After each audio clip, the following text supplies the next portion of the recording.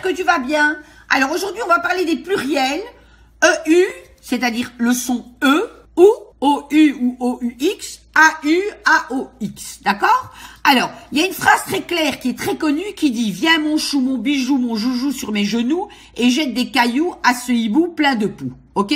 Ça, c'est une phrase que vous retenez quand vous avez une terminaison en OU. Pourquoi? Habituellement, quand il y a un pluriel avec OU, on met S. C'est-à-dire un clou, des clous, un trou, des trous. Ici, voilà, un trou, des trous. Je vais le remettre ici. Voilà. Un bisou. D'ailleurs, souvent, bisou, on ne sait jamais si on doit mettre X ou pas.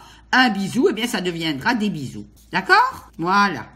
Alors, donc, par contre, le chou, le bijou, le joujou, le genou, les cailloux, le hibou et le pou, eh bien, au pluriel, ils prendront tous X. Voilà. C'est une règle. Ça, c'est des mots qui prendront X. D'accord? À retenir. Alors, sur la vie des kangourous, donc kangourou n'est pas dans cette phrase-là, on met S, des kangourous, il y en a plusieurs, des kangourous, on y apprend des tas de choses épatantes. Alors, pour en fait les E et les E, ok? Donc, en fait, là vous avez au singulier, vous le voyez, et là vous l'avez au pluriel. Là, voilà. Alors, en fait, E et E, d'accord? Alors, en règle générale, par exemple, le lieu deviendra les lieux, ok?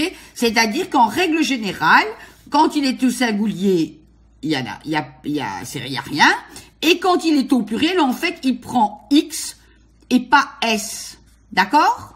Alors, on va dire un feu deviendra des feux, et des feux, il y a X. Donc, en règle générale, ça prend X. Et parfois même, vous avez X au singulier au pluriel, comme le mot yeux ou de. D'accord? Qui est différent donc des autres. Ça va? Qui prennent X quand même. Sauf, alors vous avez quelques petites exceptions, mais elles sont pas très importantes. Vous avez, donc, attention, vous avez bleu, pneu et lieu. Alors, pas le lieu ici qui est un lieu, un endroit, mais un poisson.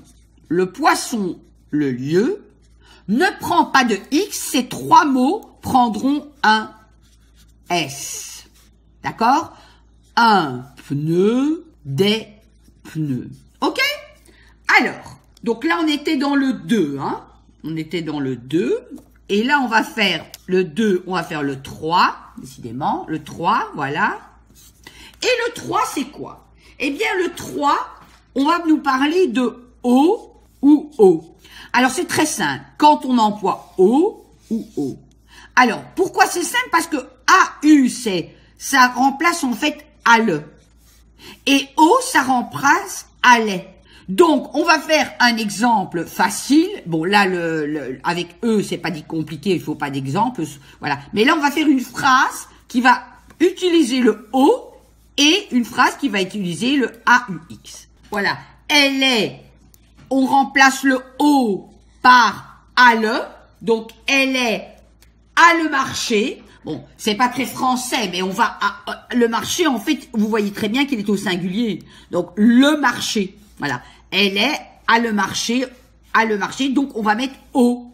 Et quand c'est AU, ici, elle est à les toilettes. Et d'ailleurs, souvent, le Belge, il dit je vais à la toilette. Eh bien, le Français, il dit je vais aux toilettes. Et c'est plus correct. Parce qu'en fait, voilà, les toilettes, c'est les toilettes. Voilà. OK?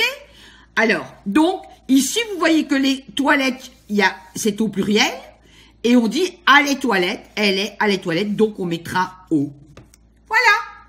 C'est aussi simple que ça. Ah oui, encore une petite chose. Parfois, on hésite entre O ou chez. D'accord? Alors, dites-vous bien que quand on emploie le O, c'est par exemple, je vais au magasin. Voilà. Le O est employé parce qu'on parle d'un lieu. Et chez, on dit je vais chez le docteur. Pourquoi? Parce que le docteur, c'est pas un lieu, c'est une personne. OK? Je vais chez le docteur, je vais chez le boucher. Ça, c'est important parce que on parle effectivement de la différence entre O ou O comme on l'écrit, mais parfois, au lieu de O, on peut mettre chez. Voilà. Allez, bon travail et révisez bien. Révisez, voilà. Travaillez, révisez et surtout, faites-vous plaisir.